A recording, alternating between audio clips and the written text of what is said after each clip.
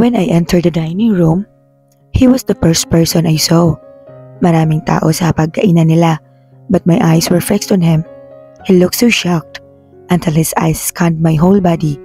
I know I was still covered with blood, and that shocked him even more. Dravon.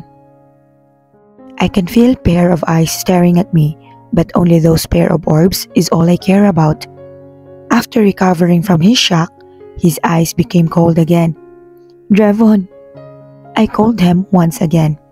Malakas ang pinapakawalan kong iyak at halos maubusan na ako ng boses sa walang sawang pagsigaw at pag-iyak ko. I told you I don't want to see you again, right? Malamig na saad nito. Hey, don't be rude to the lady. Napatingin ako sa nagsalita. It's Dravon's father. Sa hapagkainan ay nandoon si Scythe at tila ilang tauhan pa niya. Binalik ko ang tingin ko kay Dravon na ngayon ay naglalakad na palapit sa akin. Alis. Malamig na sabi niya. Mabilis akong umiling at lumuhod sa harap nito habang humahagulgol. I'm sorry. Sorry. Please, help me. Tulungan mo ko, please. Dravon. I pleaded. What happened? I don't know if I'm just imagining things, but I can sense worry in his voice. Inangat ko ang tingin ko at sinalubong ang gulat niyang mga mata. My son. His life is in danger. He needs blood. Sabi ko rito. I saw him clenching his jaw. Yan lang pinunta mo rito? Jack, buy her son a blood. Akmang aalis na ito sa harap ko, ngunit agad kong hinawakan ang paa nito at mabilis na umiling. No, Dravon. He needs you. You're... Huminga ako ng malalim at pilit na kinalma ang sarili ko. Halos maubusan ako ng boses pero pinilit kong magsalita upang marinig niyang mabuti ang sasabihin ko. Your son needs your blood. Narinig ko ang tunog ng paggalaw ng upuan dahil sa pagtayo ng ama ni Dravon at maging si Scythe sa gulat. What did you just say? Gulat na tanong ni Dravon. Si Hunter. He is your son. Anak natin siya, Dravon. Please, he needs help right now. Naramdaman ko ang malakas at marahas na kamay na agad na humatak sa akin patayo. He looked at me straight to the eye with rage and fear. Sa isang iglap, ay tinatahak na namin ang daan palabas ng mansyon. We were running towards his car at agad kaming pumasok doon. Fuck, Levi! What the fuck happened to him? Gigil na sigaw nito habang nagmamaneho ng mabilis. I don't know. Naabutan namin siya na duguan, pati si Riley. I explained. Napahampas ito sa manibela at mas lalo pang binilisan ang pagpapatakbo nito. Tanging pag-iyak ko lamang ang naririnig sa sasakyan. I can't stop myself from crying. Alam kong walang magagawa ito pero sobrang natatakot ako. I suddenly felt a hand locked into mine. Stop crying. It will be all right. Agad kaming tumakbo papunta sa emergency room at naabutan namin si Nightmare na nag-aabang doon. Mukhang nakahinga ito ng malalim nang makita kami. Nightmare, what happened? Tanong ko rito. He needs the blood right now. Sagot nito at sakto naman ang paglabas ng isang nurse. Sir, may donor na po? Tanong ng nurse. Yes, it's him. Turo ni Nightmare kay Dravon. Nagulat naman ang nurse dahil doon at bahagyang yumuko. This way, Mr. Rockford. We need to run a test. Agad namang sumunod si Dravon dito kaya't sumama na rin ako. Kinuhanan siya ng blood sample at ilang minuto pa ay sinabing nag-match raw ito. You need to relax, Mr. Rockford. We will begin in 5 minutes. Pagkasabi ng nurse noon ay umalis na ito sa harap namin upang kumuha ng gamit. Umupo ako sa tabi ni Dravon at hinawakan ang kamay niya. Thank you, I said sincerely. Mukhang hanggang ngayon ay hindi pa siya makarecover sa gulat kaya't tumango lang siya. I need explanation after this. Malamig na sabi nito. Tumango lang ako sa kanya at bumalik na ang nurse. Pinapasok niya si Dravon sa isang kwarto kaya't naiwan na lamang ako sa labas upang maghintay ng resulta. It was a successful operation. We just need to monitor him until he wakes up. We will transfer him to the ICU.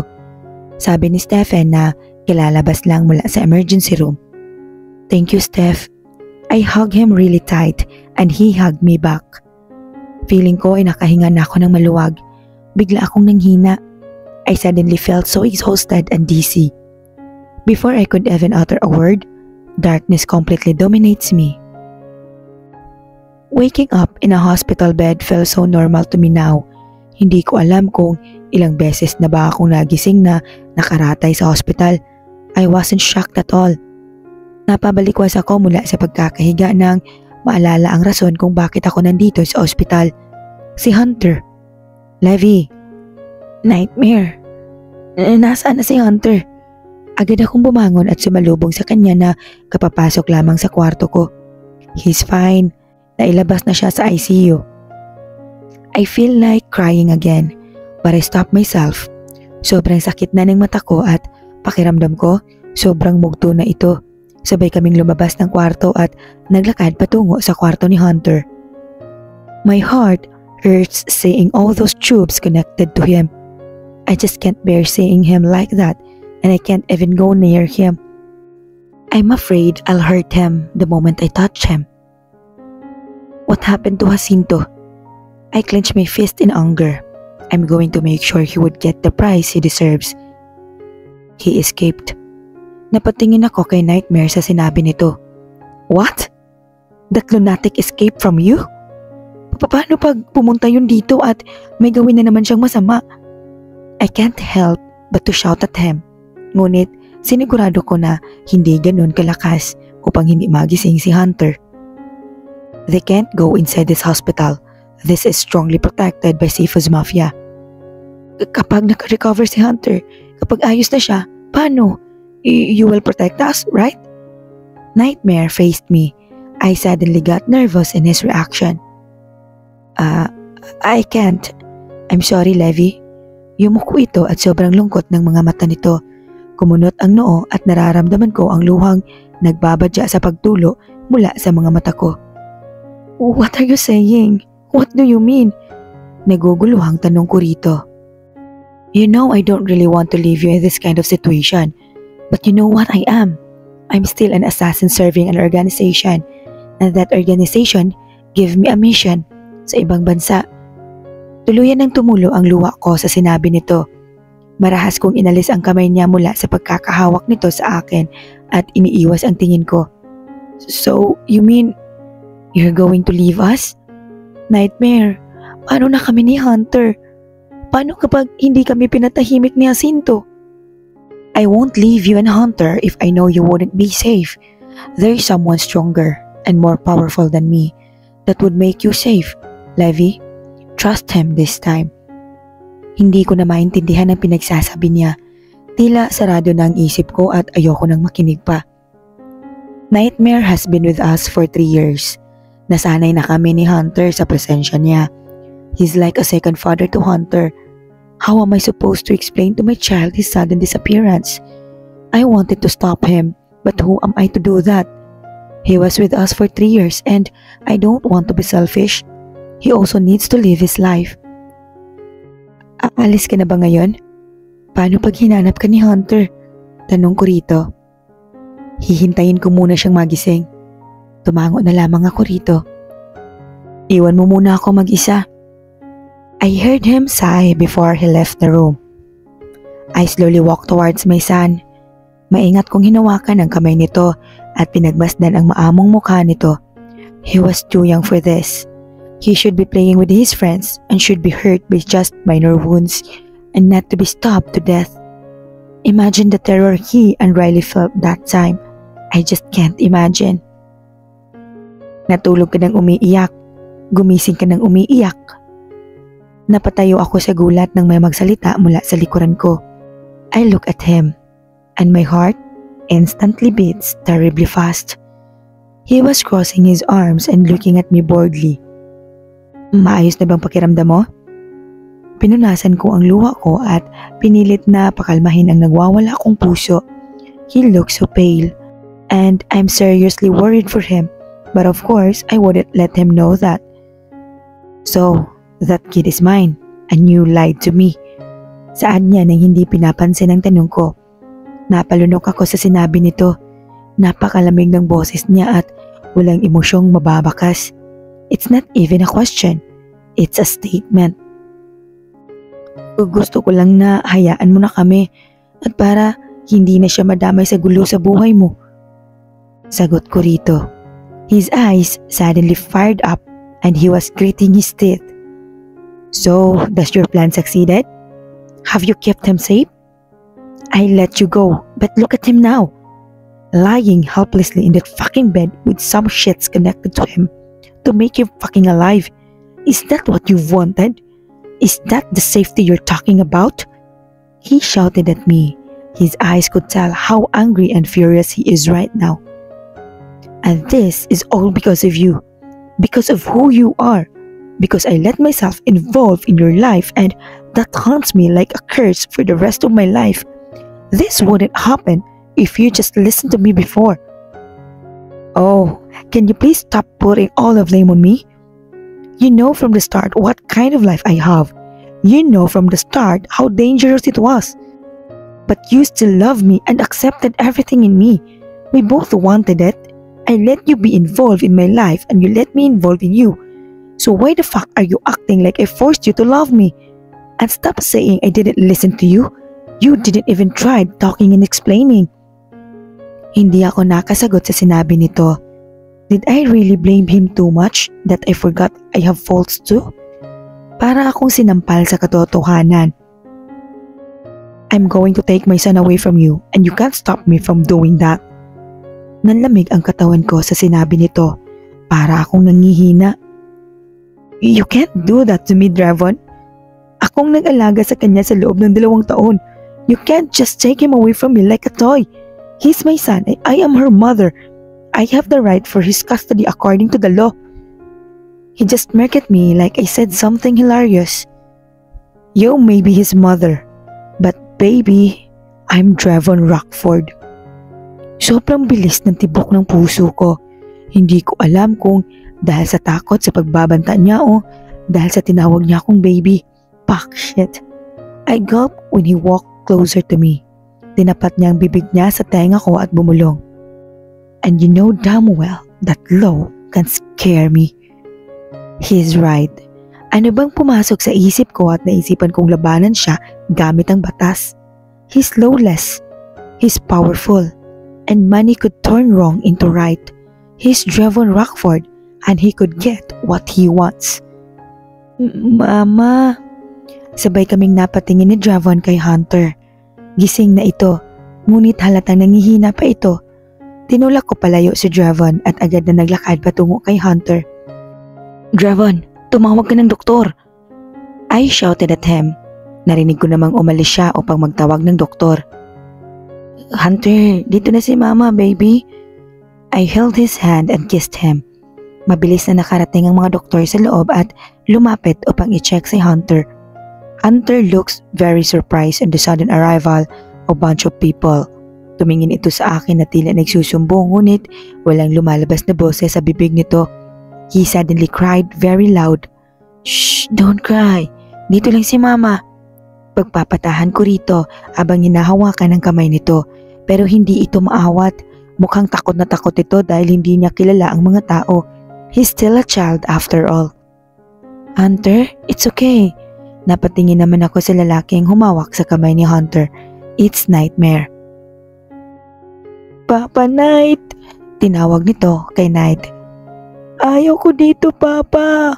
Sumbong nito kay Nightmare. I felt my heart beats fast as my eyes landed on Dravon. I suddenly felt guilty. I felt terrible, lalo na nang makita ko ang sakit at lungkot sa mga mata nito. He stormed out of the room. That makes my heart clench even more. Muli kong tinuon ang paningin ko kay Hunter. Hindi na ito umiiyak at napatahan na ito ni Nightmare. Nightmare, ikaw na munang bahala ah. Paalam ko rito. Tumango naman ito at ngumiti sa akin. I can't really understand myself. I felt a really terrible pang of pain in my heart when I look at his eyes. Parang gusto kong mag-explain at mag-sorry.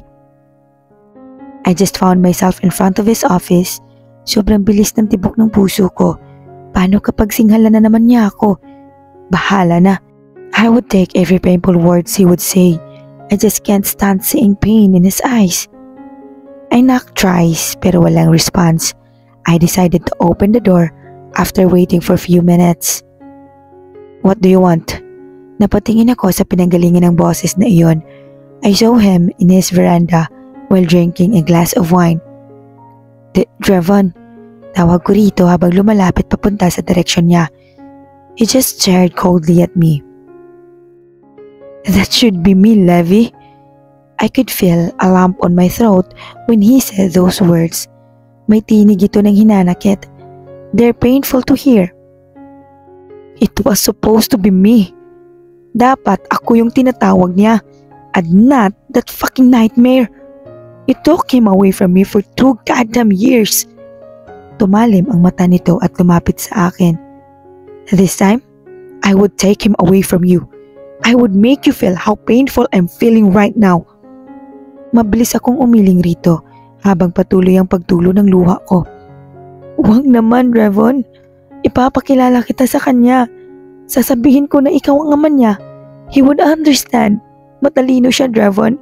Please, huwag mo naman siyang ilayo sa akin. I tried holding his hand, but he violently pushed it away. I would take him. If you want to go and take care of him, I don't care. He will live in my house. Kung gusto mong sumama, wala akong pake. Kung ayaw mo, mas lalong wala akong pake. Sasama ako. Hindi ako aalis sa tabi niya, Drevon. Umupo ito sa swivel chair niya habang umiinom ng alak. Do what you want. I don't care. Pinilit kong itago ang sakit na nararamdaman ko at tumango na lamang. Ilang beses ba niyang ipapamukha na wala siyang paki sa akin at tanging anak lang niya ang habol niya. Sige, magpahinga ka muna. You look pale. I want to slap my mouth for saying that. Mukha tuloy akong may paki sa kanya. Actually, kanina pa ako nag-aalala sa kanya pero sabi ko nga ay hindi na dapat ipahalata pa.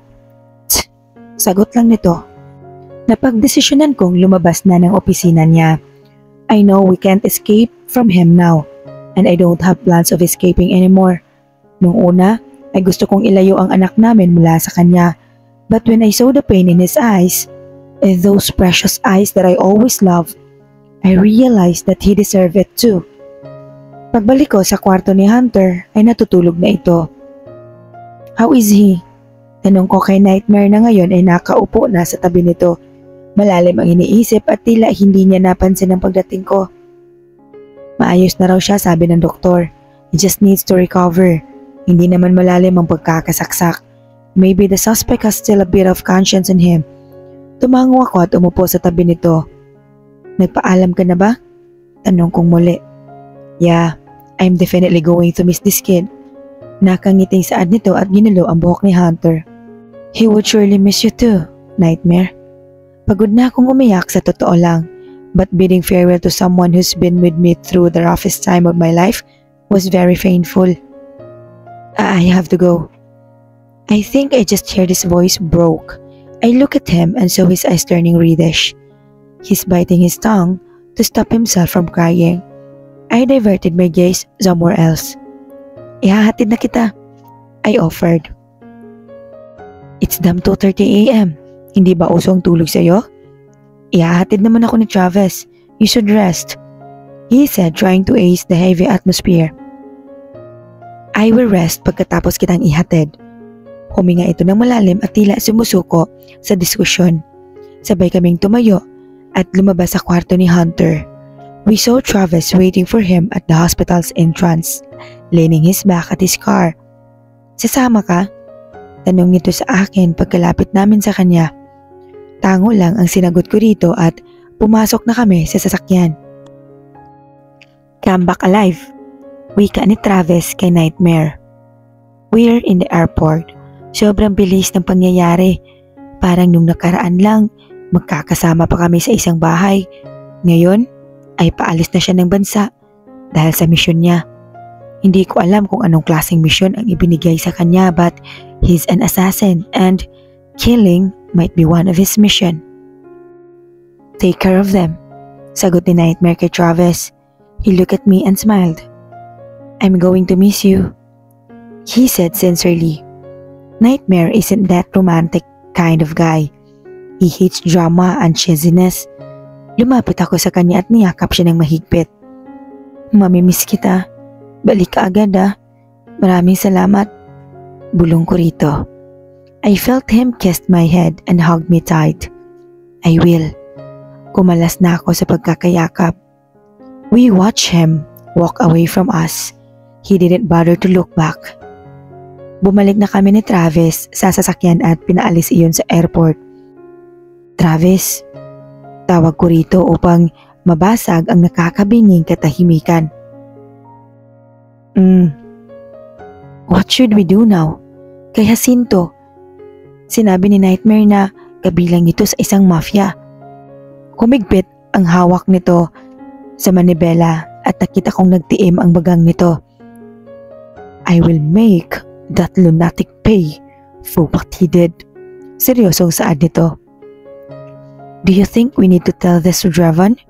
Diba siya naman ang pakay ni Jacinto? I asked him.